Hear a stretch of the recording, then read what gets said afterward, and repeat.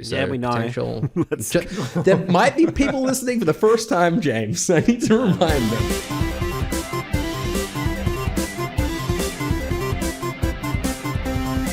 Hello and welcome to the Press Start podcast, Press Start Australia's weekly video game discussion podcast. I'm your host, Ewan, joined today by my fellow gamers and co-hosts, James. Hello. And Harry. Hello. On the show this week, we're going to be discussing a Soulslike game getting some easier difficulty modes and the Nintendo Switch 2 finally selling out a week before release.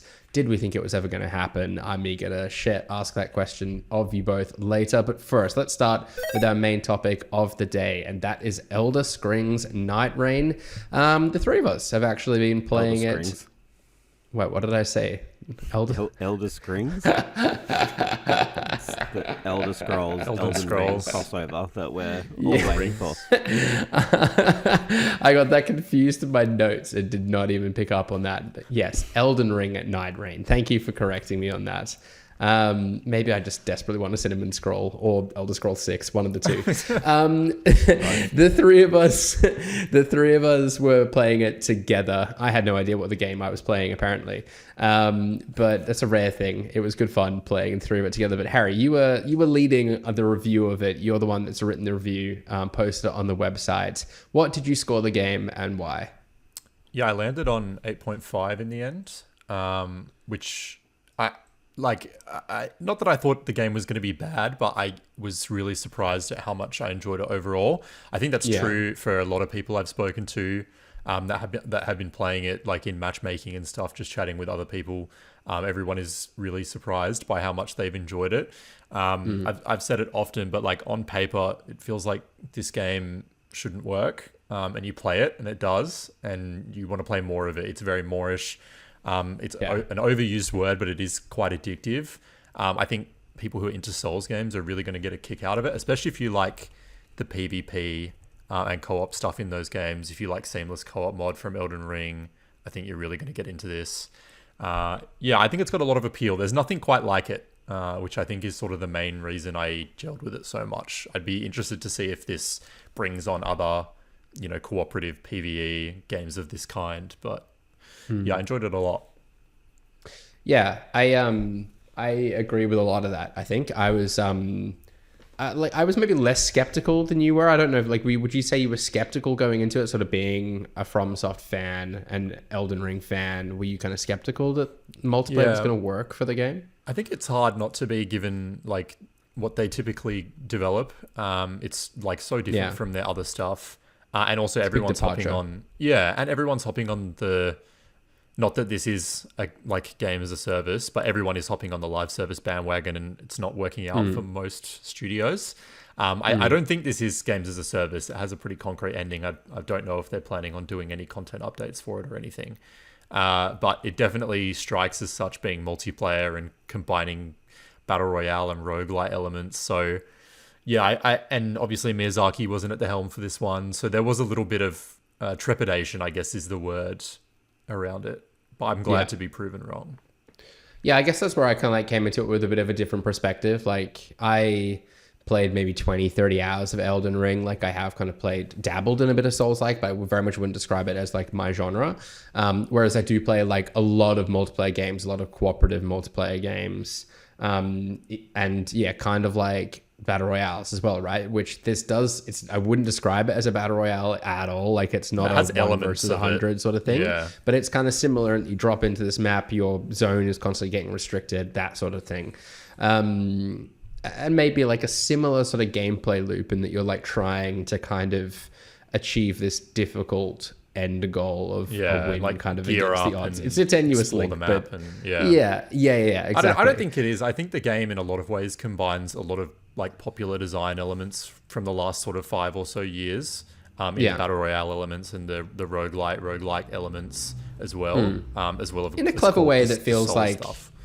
Yeah, it feels novel enough, I think, and still true to what the style of game is. Yeah. Like it's almost like in each run that we do trying to fight a boss, right? It was like the overarching loop of, say, the entirety of Elden Ring, like maybe condensed into 1 hour. A little bit, yeah. Which I thought was really quite neat. So yeah, I surprisingly enjoyed this. I thought I was going to be like kind of throwing myself up against a wall repeatedly without little joy. But I found myself like at the end of each run, kind of eager to do another. Like, let's go again. Yeah. And I was thinking about all that the next day, like eager to get back to my PlayStation that evening and delve back in for more. So yeah, I think you and I pretty much in alignment there. But James, how did you feel about the game? Yeah, awful silent over there. Yeah, I'm similar, close-ish. Like I enjoyed it. I would love to play more as well. I don't know. I don't want to be like also negative, but I hate there's one aspect of the loop that I don't like, but I don't really know what the solution is at the same time. I feel like, so obviously a match, a round, an expedition, whatever, takes like an hour, right? I feel like the worst part of the FromSoft games is kind of the boss runs, like from, say, your last bonfire to a boss after a death, right? Yeah. This game has that in the sense that you've got to do, if you die against a boss, you've got to do another run again. Whole run. It's like 45 minutes at least. Yeah. And it's not about trying to get to the boss, like avoiding a use of a health potion. Yeah, or anything it's like that. You've still got to do it all again, and it might not be the same. And I guess that's the nature of this kind of thing, right? The only thing I think they could maybe remedy, for me personally, like I would love if maybe like if you say get to the boss, there is some kind of like you get better relics, because I feel like the relics that you get after that are meant to be kind of your permanent progress in a way aren't significant, and they're also randomized, so not necessarily. You can actually get the boss relics without killing the boss, but it's quite a low drop rate. But you are right. I mean, that was sort of one of my biggest negatives. To have died so many times and not gotten one across, like, I think for me it was 15 hours is kind of what I'm talking about. That just needs to be tweaked then, if that's the case. I don't think it's bad. Like, I think we had a lot of fun. Like, I enjoyed playing with you guys mostly. But like, I just mostly, yeah.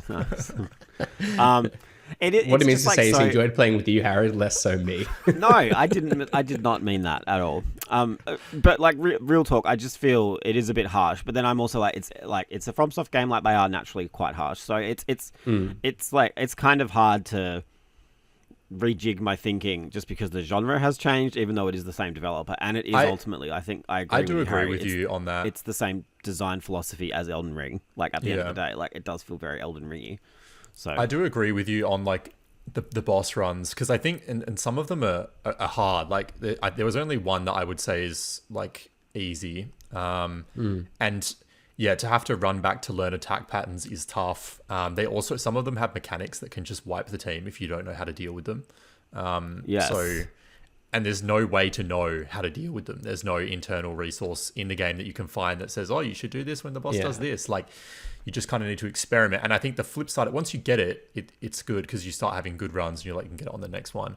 The problem is when you start matchmaking without friends, there's no voice chat in this game, which is like beyond me. I don't understand why there's no voice chat, because you need to coordinate about... Yeah, there's no voice chat when you do matchmaking. I guess we were partying up every time, so I wasn't even thinking about that. Yeah, so when you play with friends, I think it's good. But when you're with randoms, you can't communicate about, where you want to go on the map, which camps the you ping want to hit, system which is bosses pretty decent, but I agree. But I think the biggest problem with the voice chat does come in the form of bosses, because you can hit a boss and like Libra, for example, will frenzy you and has a mechanic that I won't spoil, but there's a way to mitigate the frenzy, and you can know that, but the people you are match made with might not, and there's no way for you to tell them that. And a whole run can just end because they don't know. And there's no way for you to tell them. And that can be frustrating because it's like the dots have connected for you. The pieces have fallen into place. But, you're sort of at the whims of the other players you play with. So I really think this game is much better played with people or at least people you can VC with, or voice chat with. You can play it solo, but it's very much built around 3-player teams. So I would keep that in mind. I agree. One of my annoyances with it was you can see your squad's health, but that's kind of all the information you really have on like their statuses. Like you don't know where they're at towards their ult, that kind of thing, and that can be quite useful information for you to have particularly if you're down and hoping for a revive, and it's going to be the ult that's going to get you back up. Yeah. I wanted to kind of maybe just reassure people listening to like those boss fights and the kind of grind to get back to the boss each time. Like, it does sound quite grueling, and I guess that was my sort of fear. That's my fear anytime like I'm diving into a FromSoft game. But I think this was much more digestible for me. I think a big part of that comes to the fact that, yeah, you're kind of playing with others and it's kind of like a shared experience. And I guess like the battle to the boss is kind of half of the fun as well. The runs do change it up a little bit. I was going to say, like, it's not like you have to do the same shit like each time, but like it can be like, say, I think we were on our third run and we died.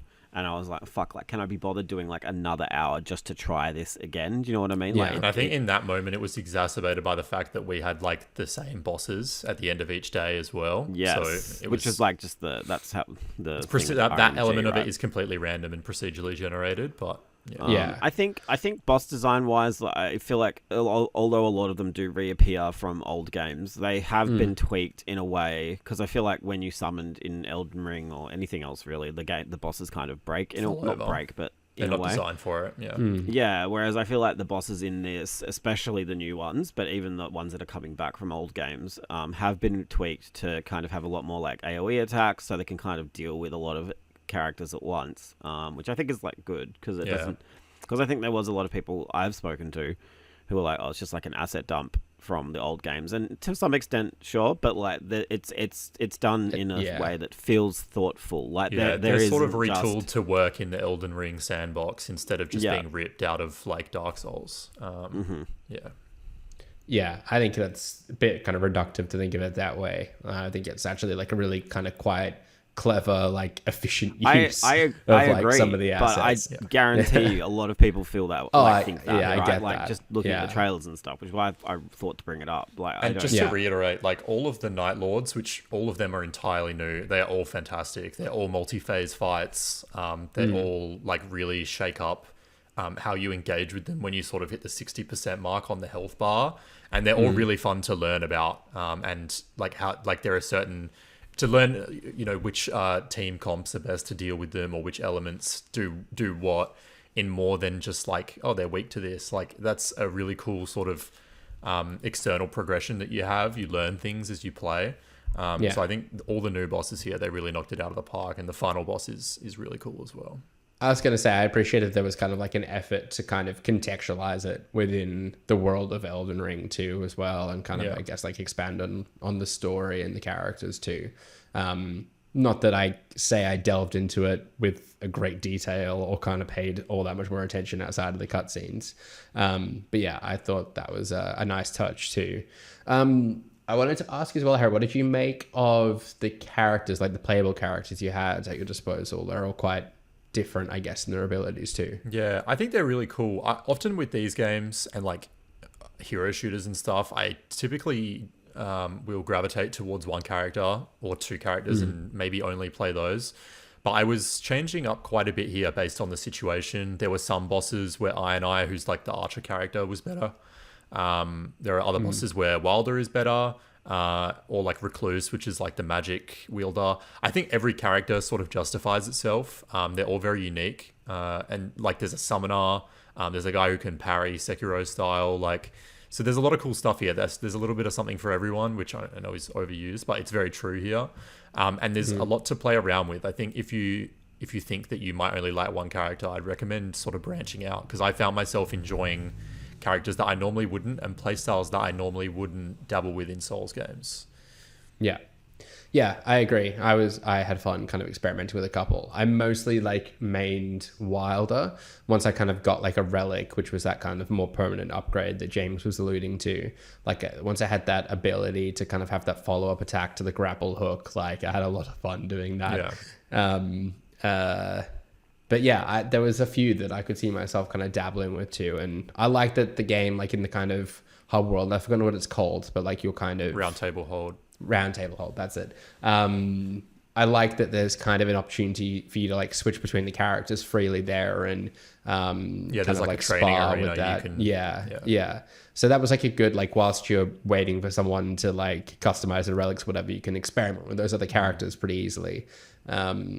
Which I thought worked well, and even like just mechanically as well. I thought like all the matchmaking worked pretty. The networking is pretty and, like, solid. that whole, I played with other regions quite a bit. Some people in the States, Germany, and it was really good. Wow. Yeah, nice. Yeah, I might have noticed like a little bit of itching when I wasn't the player hosting. But it never killed me. Yeah, No, never. It wasn't enough to derail a run. I did feel like I was at a disadvantage. Yeah, I never once match made into a game and was like, this is unplayable. Yeah, no, very much. What was your favorite character, James, in the end? You switched between a few. Just everyone who was distant, like,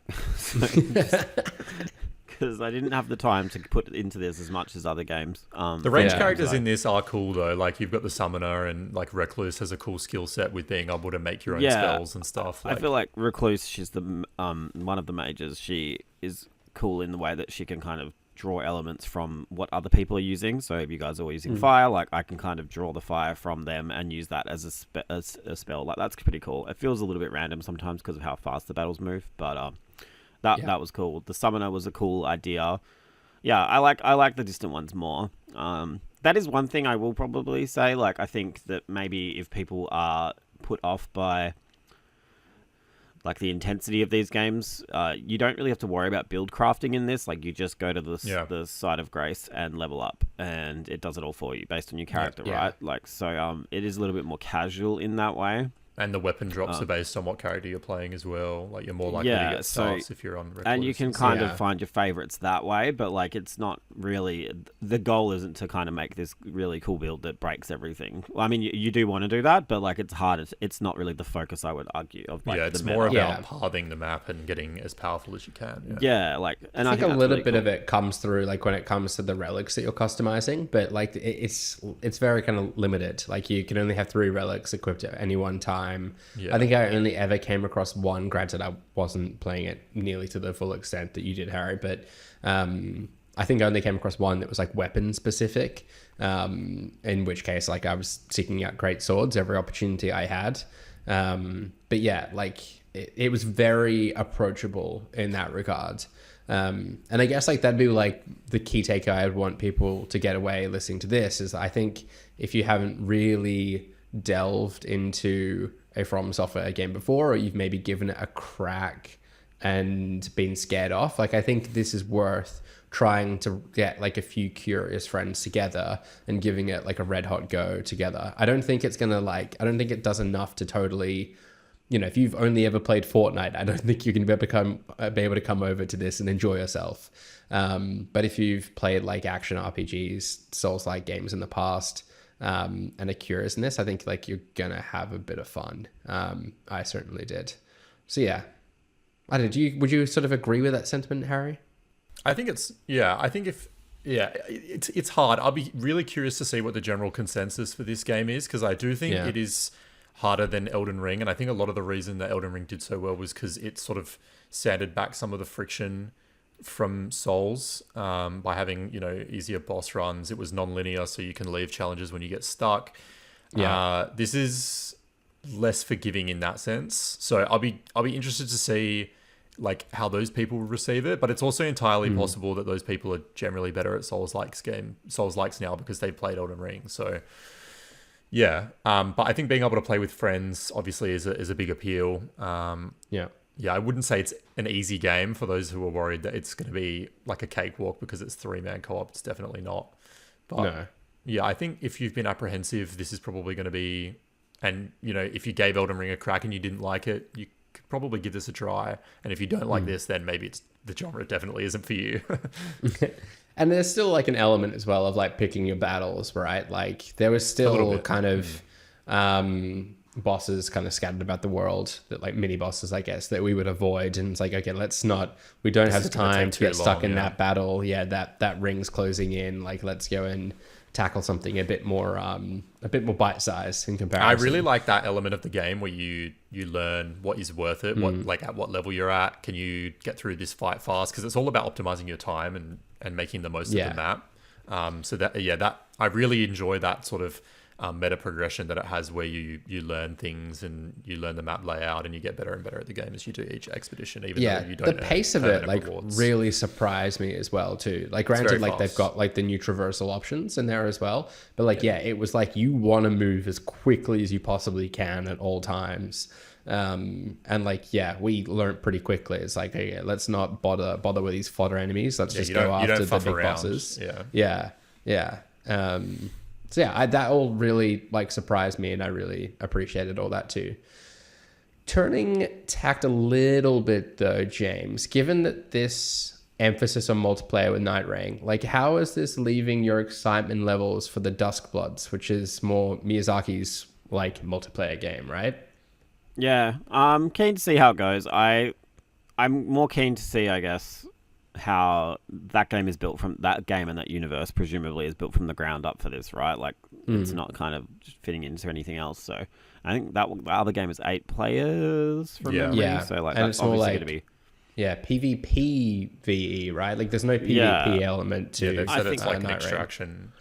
Yeah, I'm like keen to see. That's obviously going to be a very different kind of game to what this is. But yeah, like I have faith that they can probably do something. I think it's cool they're not just doing the same shit like over and over again. I know that's probably not everyone wants multiplayer, but I think Nightreign has made me more positive. I wasn't ever negative on this idea. I was just very neutral, like severely neutral. Yeah, I agree with you. Now, but after playing Nightreign, it's like. But now I'm like, I can see the vision. Like I can see there being something like this. I just one thing I will say, and I kind of hope the Switch 2 game, Duskbloods or whatever it's called, isn't like this. I do wish there was a 2-player option for Nightreign. I know said they're looking into it, they're going to add it, but I think they need to add it like quickish, because I would love to just be able to play it with like somebody else, and that's it. Like it can be sometimes a bit tough to get 3 people together, just because of how life is. Do you think and time zones? You would need a difficulty scaling with that, or would you rather the same level of difficulty? I don't know. I think you would, just because the bosses have so much health, and but you like, also when you play clear one? as many camps. It does scale if you solo. Okay, so yeah, you would have to scale, but I mean, if they're scaling to 1 or 3, why not do it for 2 as well? Like, I don't really understand. There should be a midpoint there somewhere. There. And all it does is it. I think bosses just have less health, and you get more runes from enemies because obviously you're clearing less stuff. Yeah, I think makes sense. Yeah, that does make sense. I think Elden Ring scaled too, if you like went into a battle with people. So like it's not something they're like foreign to. No. But I just think like sure, 3 players is the ideal, but that means 1 players isn't, and that's allowed. So why not just let 2 happen as well? Like I just think more choice for players is like never a bad thing. Yeah. And I'm sure that'll happen at some point. Like I don't see them just dropping this and then dropping it. Like I think there will be some updates and balancing changes for sure. But yeah, that's my only like glaring criticism. To close out on Elden Ring Nightreign, then Harry, as I'm kind of, I guess, known for asking, is this a Game of the Year contender in your mind? I have to ask it every time. I don't know. It's hard to say. I mean, it's definitely one of the more enjoyable games I played this year. I wouldn't say it's to the level of like the other games they put out recently, like Erdtree, Elden Ring, Armored Core. But it is still really good and still really worthwhile. I think it's hard to say because we don't know what else is coming this year. But in terms of what is already out, like I don't think it really. I didn't enjoy it as much as I did like Split Fiction. Yeah, but I mean, I can see it being nominated. Maybe I think a lot of that is going to come down to public consensus. I can certainly see this being like a top 10 game for me. I really enjoyed easily my a time top 10. Like easily a top 10. It's easily top 10, I think. But I'm even thinking maybe top 5. Like there's a few. I don't think that's already in the mix there, and more coming. But I really enjoyed this. I'm like keen to play more. And I kind of hope that I can encourage a few others to give it a go, so that we can kind of dive in together and maybe kind of win them over to it as well. I think it will surprise a lot of people. I think you should take the crossplay as well. That's the other thing, actually. Sorry, I've just thought about that. I wish it had crossplay. Like, if that feels bizarre to me. Yeah. I didn't realize it didn't. Yeah, that's annoying. Yeah, that's like, I feel like that would give it a lot of legs in the future as well. Yeah. If they can somehow make that happen. It's happened for some games, but you never know. I do wonder how much support this is going to get after the fact. I hope it does. Like, if it got some like quality of life improvements, like game chat of some kind, cross-platform play, cross-play. I can definitely see them doing that sort of thing. They've done it for titles in the past. It's just a matter of how long. Even like a new boss or two, like that, I think that would be really cool. I don't think it needs it, but no, cool. I don't think it needs new stuff. I mean, it's like, I think the retail is like $70, right? Like, definitely. And it took me 30 hours to roll credits, and I've still not killed 3 of the Night Lords. So yeah. And there's replayability still, right? Like, there is, especially if you've got a group of people. Like, I think you can definitely play like a few runs of this anytime. And I think $70 is definitely a very, very nice price point for sure. I didn't look at the trophy list as well, but presumably there's like progress for each character too. Like, that might be an interesting thing to do. I'll touch on it briefly because we've been talking about this game for ages. Sorry.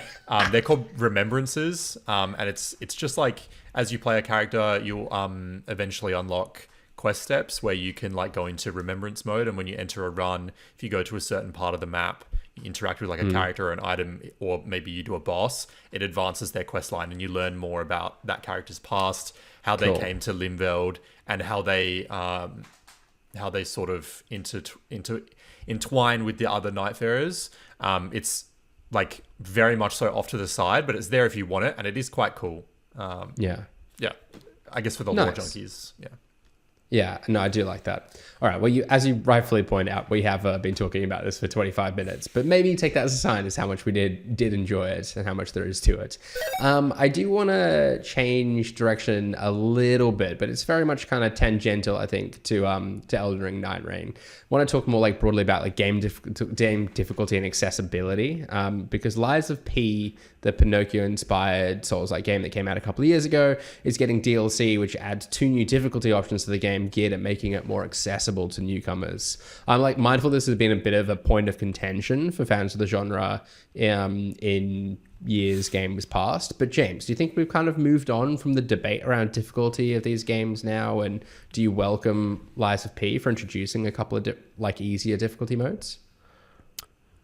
I think whether people like it or not, yes, we have moved on, for sure. Like, I think the cost of games now, you can't really afford to be kind of too exclusive. I'm very old school. Like, I feel like, say with the From games especially, like that sense of I guess like triumph and like overcoming that hard boss battle is what like lights up my brain, right? And I feel like that's such an integral part to those games' designs. But I don't blame a developer for wanting to get more people in to play their game. And I think especially when I first kind of became aware of like what From was doing with Dark Souls and stuff, at the time I was like not really familiar with how hard they were. I was like, I'd love the art and I love the worlds and stuff, but I just can't get through them. But I'm like very stubborn, so I did, and I'm a better gamer for it now. But I can see a lot of people giving up, and I totally respect that too. Like, they are hard, they're a slog. There are times when you can be sitting there repeating yourself against a boss and make no progress, right? So yeah, I think to summarize, like, I don't begrudge them, like NeoWiz, for doing this for Lies of P. Like, I think that especially Lies of P especially is, I think, one of the best From games that From hasn't made. There's a lot of imitations. Like, I've played so many. Besides Another Crab's Treasure, I love that too. I've got to shout that out. That's that's a really clever use. Kind of lent into being an imitation. imitation. But yeah, like I think It's fine. Like, I don't care. I just think I do love the idea that like I was part of an exclusive club who beat Sword Saint Ishin in Sekiro. Like that's a badge of honor that I will always wear. And that boss would never be the same if it was easier as well. Like and I feel like the reverence for that boss battle that everyone has wouldn't be like this is the Sekiro boss battle. Sorry, Yurin. I don't know if you were that far or not. But straight over my head. No. I don't know how I would feel like if people. I understand how people get angry about it too, but like I also just at the end of the day, like I had a great experience. It was a huge triumph for me. I still remember the strange noises that I made when I finished that boss battle, like in disbelief. Do you know what I mean? Yeah. Even like 100%. Millennia. And I've got them on the podcast soundboard now. Yeah, if only I recorded them. But even like Millennia, like pre-patch in Elden Ring, like even the patch made that easy. And I was like, oh, that's like kind of annoying. But like at the same time, I was like, but I did it and that was cool. And I really had a good 6 hours trying to beat her. Yeah. Yeah, I really do. I don't hate to be a fence sitter, but I see both sides of this. But I also think, if it means NeoWiz can keep making really good games, like for sure, like it's just business at the end of the day. Yeah, like you, I kind of see both sides of the coin, but like give people the choice. That's kind of just my attitude. It's like if you want the challenge, it's there for you, and if you don't care for that kind of thing, then set it to a lower difficulty. I'm playing Clair Obscur still at the moment. I think they kind of like handled the difficulty presentation quite well. I mean, they're just the most recent example. I'm sure other games have done this too. But they're like, this is our recommended default difficulty. It's hard. Yes, that's how we've designed the game. Switch it lower if you want. Like that's kind of, I didn't say it in quite so many words, but that was more or less the gist of it, right? And I think that's the right approach. It's like, this is how we designed the game. This is kind of like how we want you to play it, but you have options either which way. I feel like From could do that, get away with that.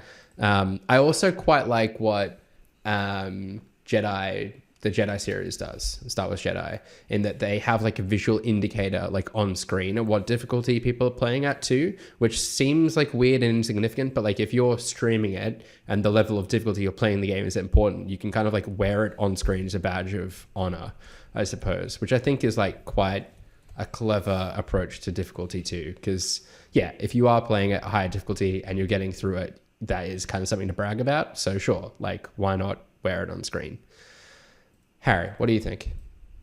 Yeah, I'm very much in the same camp as James. I think it maybe hurts a little bit more in this regard because I agree with James in that Lies of P is the best non-from Soulslike.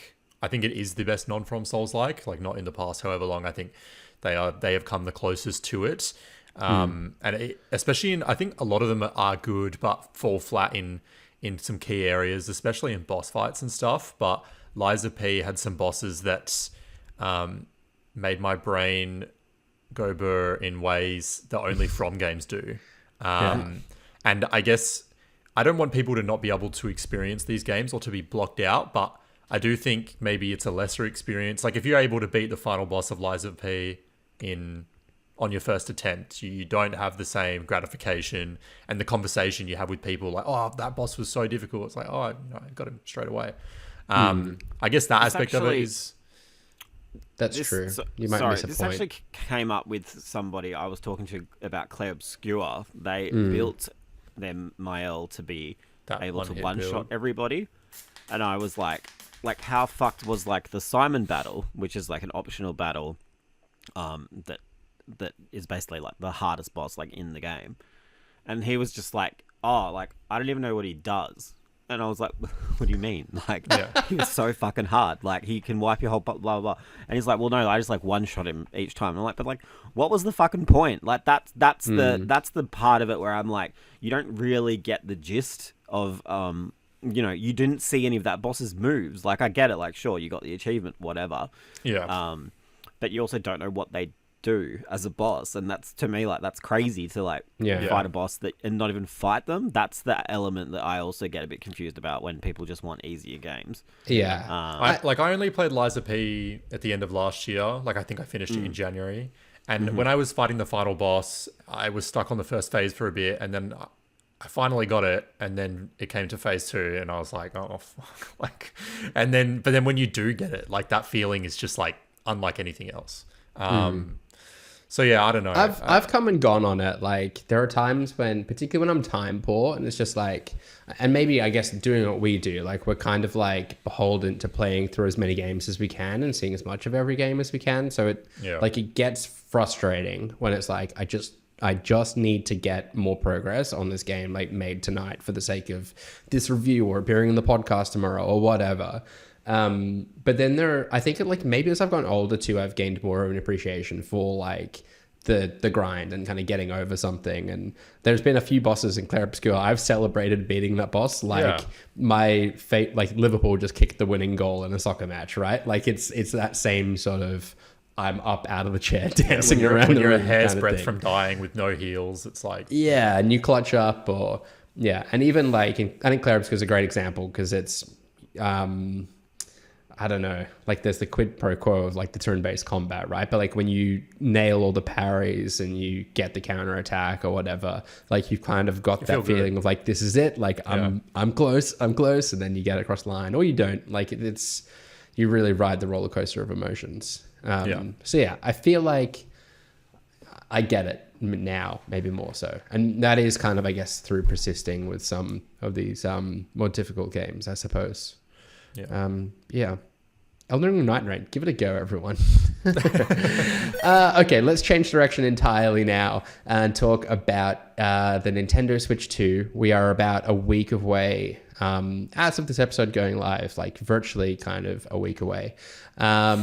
EB Games has now sold out of pre-orders for the launch of the Nintendo Switch 2. So they'll have some presumably available to order, but not for launch day. James, first to you. Did you think there was ever a chance people might walk in and grab one day one, or was this always an inevitability? I think people still can, to be honest. I think that if you really want one, you'll find one, right? Like, I don't know, Big W, Kmart, Officeworks now. Like, everyone is stocking the true, I Switch forget. too, Yeah. right? I feel like a lot of people are getting in on this now. So I think you'll still be able to get one. I mean, obviously, the ease of pre-ordering is just, like to me, that's just too alluring. Like, I just like to better just walk in, buy it. That's it. It's there. Particularly for console launch, yes. Yeah. Yes, and especially like accessories as well. Like I feel like everyone's gonna. I assume everyone's gonna struggle to get pros, maybe like just because they people buy happens. 4 per console sometimes, and there's never gonna be 4 for every console. But yeah, to answer your question, I think you will still be able to buy one on the day. Absolutely. Yeah.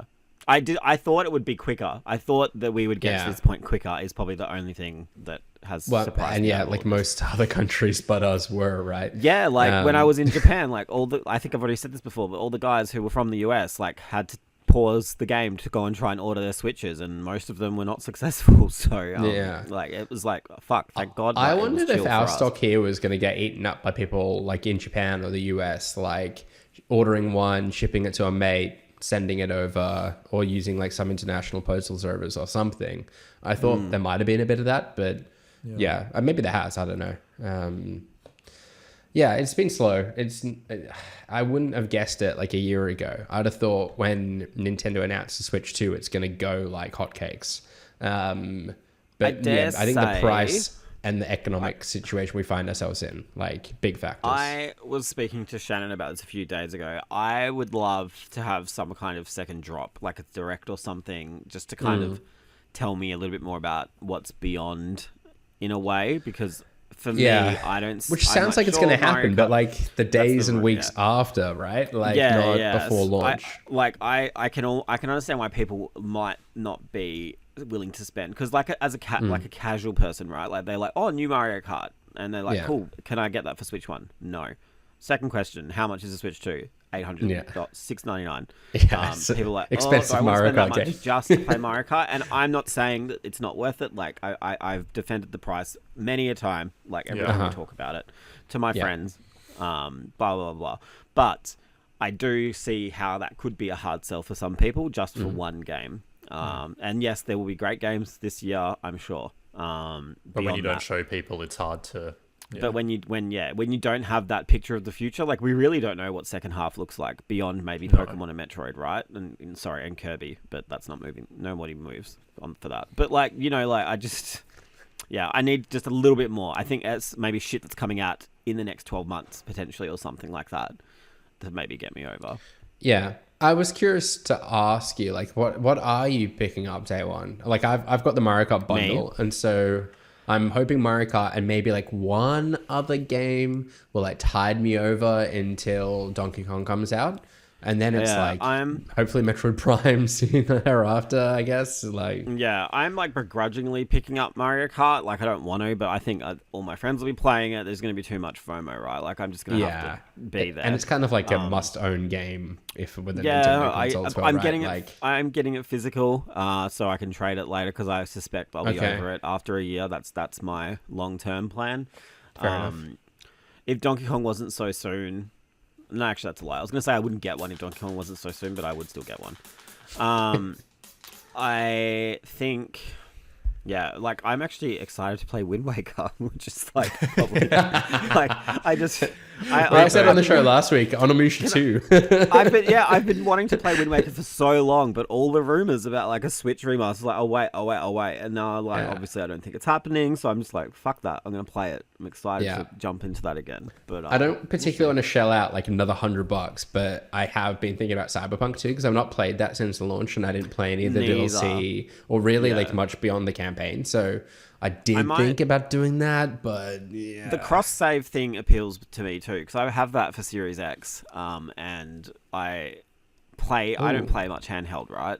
It's not like something I do, so like I'm also like, why would I get it on Switch then if like I'm always going to be on my TV when I'm playing it? So that's true. But I think cross-save for that game, they did it with Witcher as well for Switch, is really good and clever. I think you should. And Phantom Liberty is so good. Yes, mate. I'm gonna play the base game for. It's on my list. It's been on my list for like 2 years. He pointed that at me, not you. Oh, sorry. Sorry. It's a real sore spot. It's like it's a real insecurity for me that I haven't played Cyberpunk properly. Yeah. It was for me. Not having played Phantom Liberty was for me, and then I did a couple months ago, and I was like, I get it now. Right. Okay. Yeah. I just think like that would be quite an impressive like tech demo for it as well, which is kind of like you want to see what the machine's capable of, and I feel like that's going to be a good sense of it. And being a first-person shooter, like I'm kind of seeing like, could I sit at a table and play the mouse mode on this thing? Like, there's a few things like that. There's a few things like that I'm like, maybe I give this a go. So let's stay tuned. Let's see what happens there. Harry, you're gonna go to a midnight launch. If there are any in Perth, then yeah. But oh no, there aren't any in Perth. Nah, there's like all quiet on the Western Front. Yeah, it's not. You're not allowed to apparently. So it might be. I forgot about that. You can get like exemption permits or some shit, but like I don't know. That costs money. And it'll be at 8 a.m. for me if nothing else happens. I have the day off, so I'm keen to get into it. I'm getting Mario Kart Bravely. I've never done a midnight. Controller. I would love to like be at a midnight, but then I also think like, especially now, I'm so old. Like, I feel like I would pick it up and then get home and just like it's also start playing but fall asleep. It would probably be more to set the console up, get stuff downloading, and then get up early the next day. And I think that's my plan. I think I'm just gonna go because it's also like a Wednesday night, right? Like midnight Thursday. So I'll be at work the next day. Like, I'll probably go pick it up. Then just like try and boot it up, make sure it's ready to roll, get some games downloading or whatever, leave it on charge, and then it's ready to go when I get home from work the next day. I think it's cool you could pick it up, go to work, and set it up at work. Like, I could too. Portable as well. Yeah. Then maybe I do that. Absolutely. Don't tell my boss why I've been in a meeting room all day. Good thinking, James. I also wanted to mention as well, it started arriving in stores. I think we saw some pictures emerge from the US of it having arrived. Is there a good chance that this just starts leaking over the next week? Does someone like sneak it out of the store? I'm surprised it hasn't already. I'm surprised if they've gone through like, say, warehousing for retailers and arrived at stores, like that it's not already in the hands of somebody. Maybe Nintendo have like paid security guards standing in front of the stock. maybe It's there like is truth. the to, Goombas from the Mario movie in tuxedos. maybe Yeah. there is truth to like the rumor that the software is not ready until like day one. So maybe they don't. You can steal one, but it won't work. Yeah. Who knows? I don't know. Crafty. Maybe. Okay, my final Switch-related question then. This feels like a rapid-fire round all of a sudden. On a scale of 1 to 10, where are your hype levels at? We're a week out from the Switch 2. Are you like 10 out of 10, give it to me now, can't wait for next week? Or 1 out of 10, why did I pre-order this thing? James? I'm like a 7. A 7? Yeah. Yeah. I feel like I'm getting excited to grab it, but what am I doing? hotter by with the it? day. Like, yeah. Yeah. Like, The nearer it gets, the more excited I get, and I'm gonna be like there outside EB at 11:59, like give it to me. I'm so ready. But yeah, 7 feels right at the moment. Harry? I would say I'm an 8 because I'm a really big Mario Kart guy. Yeah, I'm okay. excited. I'm very excited for World. I think if we had a Metroid date, it would easily be like a 9 or Yeah. 10. yeah. I still thought they would do Agreed. that. I thought they would do like Mario Kart for the normies and like Metroid for the sweaties. Like 2 solid games at launch, right? Like Yeah. just yeah. ready to go. But no, apparently not. But yeah. Now I'm thinking I never finished Elden Ring. Maybe I get Elden Ring on it and Tarnished give it edition. another crack. Yeah, Exclusive. exactly. Exclusive DLC. I reckon there'll be like a Mario hat that you can I was wear. going to say, can I play as Mario? Sounds Yeah, great. maybe. Sign me I up. reckon you will. You can play as Mario Hitman in the Hitman on Switch Yeah. too. They've got like How Mario did and Luigi. Nintendo's lawyers approve that? That Yeah, like doesn't- strangling, like yeah, that's a good point. They won't let people like play their games on YouTube. But you can kill a pop star in Thailand, like with piano wire. That's okay. Yeah. I mean, he's not. He's Wild. wearing like a red shirt with a moustache. Like it's Close not enough. Mario. It alludes, Yeah. you know. Maybe they'll change Elden Beast to Bowser, and you can get an exclusive final boss. That'd be fight. cool. All right, I have a real rapid fire question for you both, though. A discount for the PlayStation 5 Slim digital and deluxe versions, as well as the PlayStation 5 Pro, which would be a first if I'm not mistaken, is expected during the upcoming Days of Play sale event. They're kind of once a year PlayStation mega sale. Do you expect PlayStation to shift in any major way as a result of this? That's rapid fire question number 1.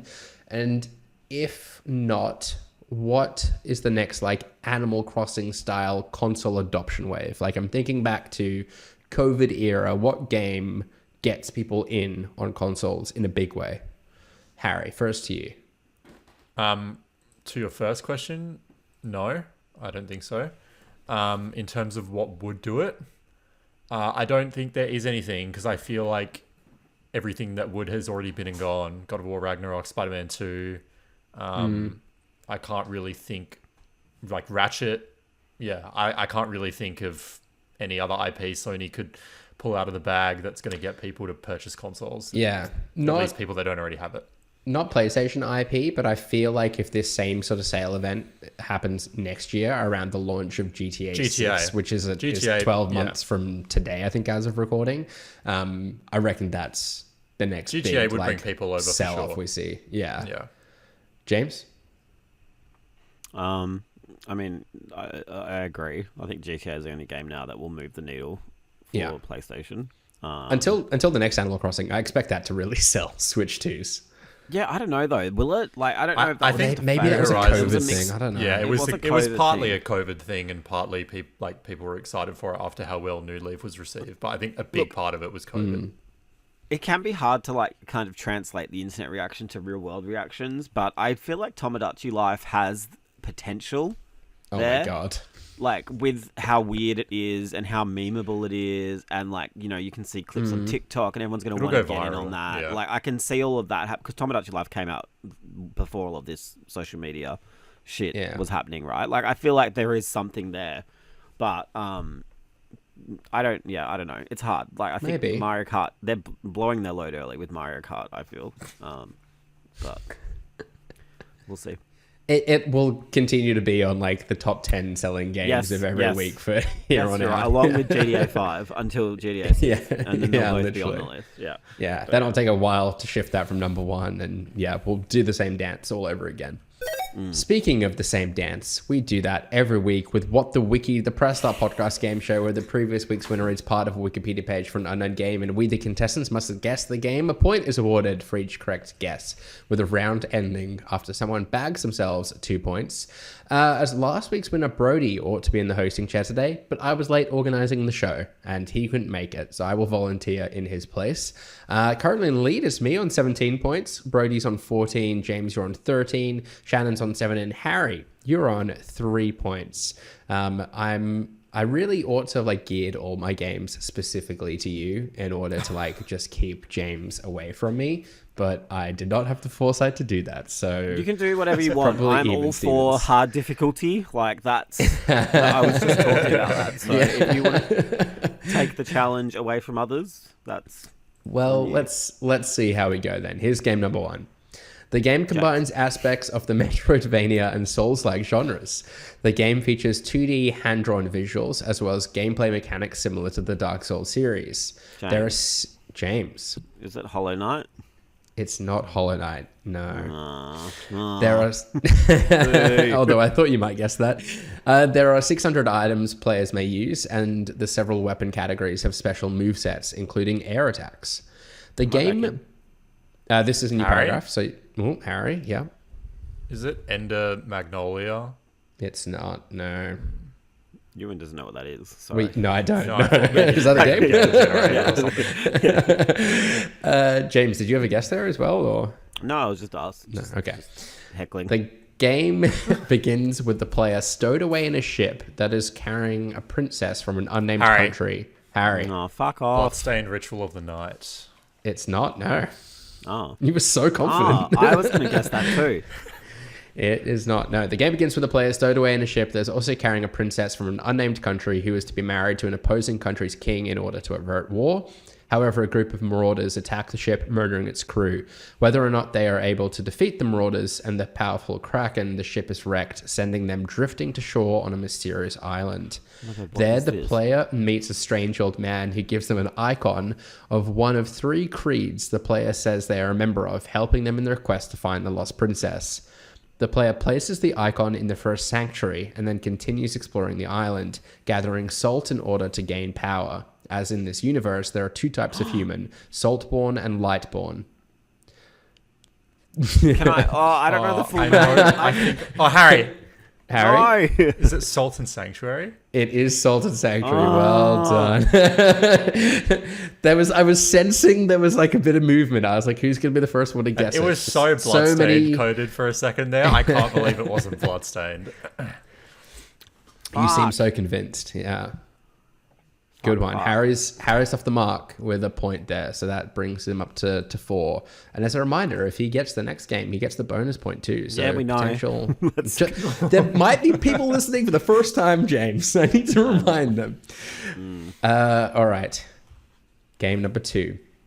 The game is an action role-playing video game played from a third-person perspective. Like its predecessor, players can use both melee weapons and magic to defeat enemies, and the game's gameplay and combat system adopted elements from Souls-like games. The game's campaign can also be completed cooperatively with another player.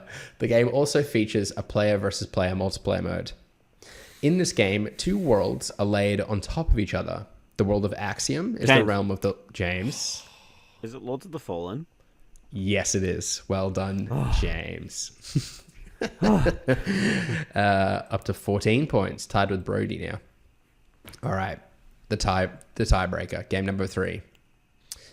The player assumes control of a serum, a group of holy warriors imbued with magical abilities who must purge the pestilence, a plague which has transformed the locals of Isla Sacra. Sorry, maybe. I might be butchering these pronunciations. Into dangerous and mindless monsters. Along the way, the serum becomes entangled in political conflicts between the rulers of the kingdom and the rebels who seek to overthrow it. The game is an action role-playing game played from a top-down perspective. At the beginning of the game, the player can create their own player character.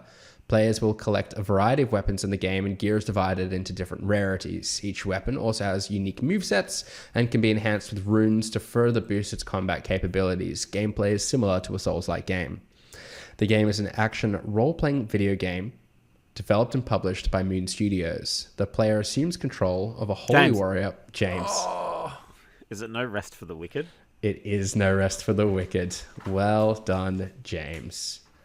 The common theme behind each of those, if you're curious, were, I guess, like lesser known Souls-like games that I've played myself.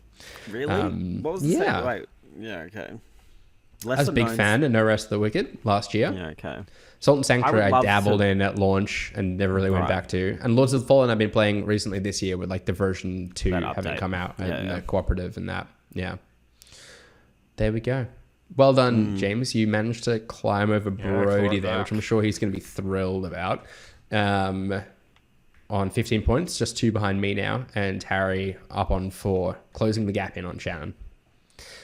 But with that, let's bring an end to what was this week's episode of the Press Start podcast. Subscribe to us on Listen or the podcast service of your choice. Follow us at press.au and visit the site at pressstart.com.au. We've been joined today by James. Yes. I'm on X at Jams, ATJMZ, or Blue Sky. And yeah, find me. And also joining us today and sharing his review of Elden Ring Nightreign, not Elder Scrolls Nightreign. Elder Scrings. Elder Scrings. What is that? What I said? Elder Scrings. Elder Scrings. Yeah. Wow. Was Harry. Yeah, you can follow me on X at Harry_Kello. Go read my review, and there should be a tips and tricks article for Nightreign around launch as well. If you're looking to get in and you want to get a leg up. Very dynamic. Nice. I was going to ask if you're doing one of those because I think that'd be useful for people. Yeah, we learned a lot over the time we've been playing it. That we did. I've been your host, Ewan. You can follow me on socials at Ewan_Roxborough. We'll be back again next week, but until then, happy gaming. Bye. Bye.